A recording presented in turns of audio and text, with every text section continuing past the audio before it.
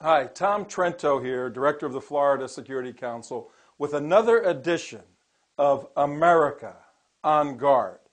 And America on Guard is the name we've given to watch over the United States of America, watch over the state of Florida, so that the implementation of Sharia law is suppressed, is indeed stopped. And we have on March 11th of this year an effort by Mr. Ahmed Badir, former CARE operative, and his new CARE front organization, United Voices, to march on Tallahassee, the state capital, introduce themselves to the state legislators. But what we really know, this is a stealth effort to insinuate Sharia law into the fiber and the daily processes of the state of Florida. So we're here on guard to stop that.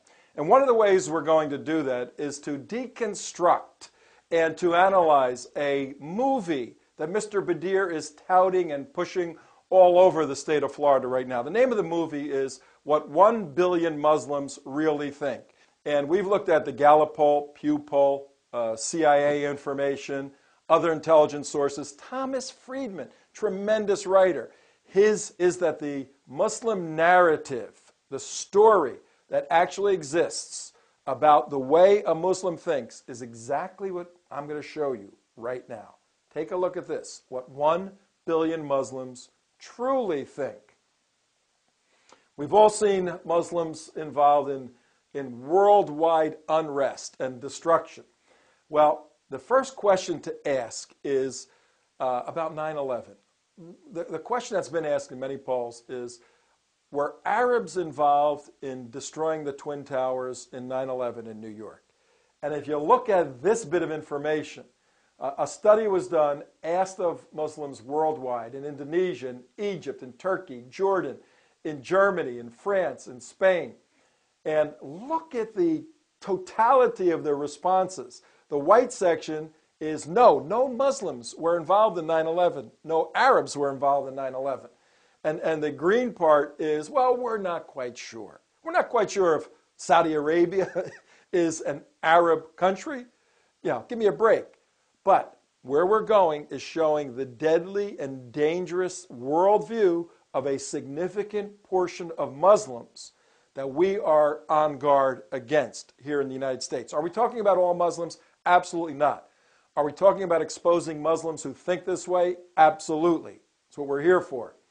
The next question that was asked, if Arabs didn't carry out 9/11, well, what about terrorism? Is it ever justified to advance Islam, to gain a particular point? And several studies were done. One was asked of non-Western Muslims in Egypt and Turkey and Indonesia and Pakistan and Jordan and Nigeria. And look at this. Significant totals of the population agree that terrorism is justified to advance Islam. These are frightening statistics, folks. Well, let's go to Western Muslims, because those in Europe have been there 60, 80 years now, and they're westernized. They may have a different view than the non-Western Muslims. Let's take a look. Again, more studies, Pew, Gallup, and others. In the UK, in France, in Germany, in Spain, significant populations of these countries believe that terrorism is justified. Just take a look at of the UK. 60, 61 million people there, 2 to 3 million Muslims. Of that portion, 100,000 absolutely believe that suicide bombing is justified to advance Islam. Living and breathing in London and various parts. Look at Germany and Spain. Significant portions of Muslim thinking believe that terrorism is indeed justified. Well, when you start connecting the dots, the next question to ask is, what is their loyalty to the country in which they live? Take a look at this.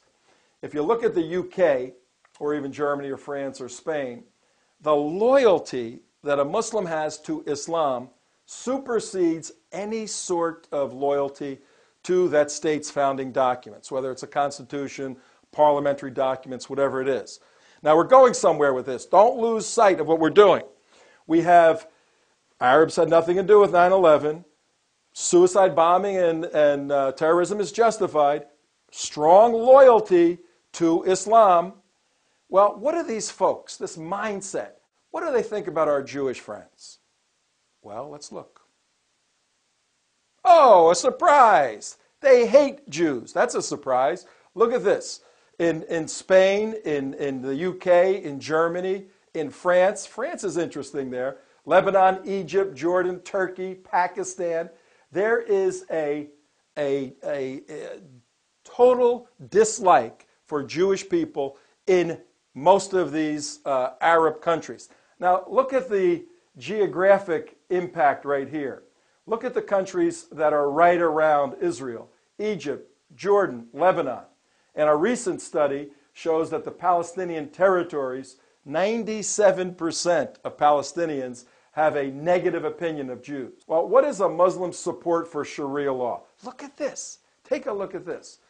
Egypt, Pakistan, Jordan, Bangladesh, Indonesia, Lebanon, Iran, Morocco. For the most part, if you are a Muslim, you necessarily have to and you desire to support this thing called Sharia law. I mean, the statistics are here. The fact is that the Islamic mindset is part and parcel supportive of Sharia law. Well, let's compare some of the First Amendment of the United States Constitution to the doctrines and the disciplines of Sharia law. Here's what we have with Sharia law. First part is a complete and total integration of church and state, with the Quran being the constitution of the state. Probably the most pure form of Sharia law is the country of Saudi Arabia. Raise your hand if you like to live in Saudi Arabia, okay? Saudi Arabia has as its constitution the Quran, okay? And it makes sense from their point of view.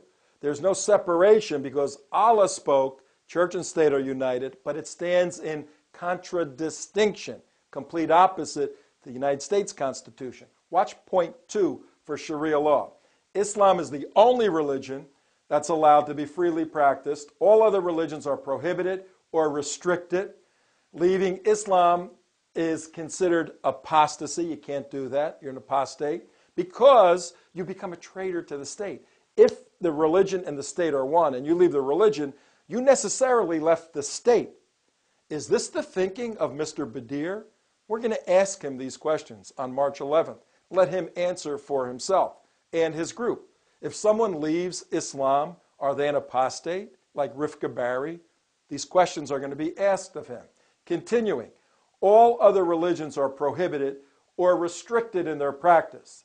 The next point about free speech, whereas the First Amendment guarantees free speech, how much free speech do you, if you're a Jew, Christian, or whatever, anybody going to Saudi Arabia or Pakistan or any of these places, how much free speech do you have? The next point, any criticism of Islam is considered absolutely as attacking Allah, attacking the Quran. You can't criticize it. There's a suppression. In distinction to the United States where you can petition your government. You can't petition governments that are Sharia governments. People are not allowed to peaceably assemble. The Quran is the absolute law, cannot be questioned, leaving little or no petition of the government for redress of any grievances. Bottom line, Sharia law is contrary to the United States Constitution. America on Guard, the name of this series, and the work we're doing on March 11th in Tallahassee is to keep Sharia law from conflicting with the United States Constitution in the state of Florida. We ask you to get involved. Sign up on the Florida Security Council website. We'll be putting out more exposés, more information like this, but this is critically important stuff. Everybody always asks, when they find out this information, what can I do? Well, what can I do? Well, what you can do is get involved on March 11th. Get yourself up to Tallahassee. We're going to have a rally, a pro-American rally, standing against this Sharia desire movement by Badir and his United Voices. You can get involved that way. Give us a call. Sign up on the website. We're looking forward to working together. America on Guard, no Sharia, just the U.S. Constitution. Thank you very much.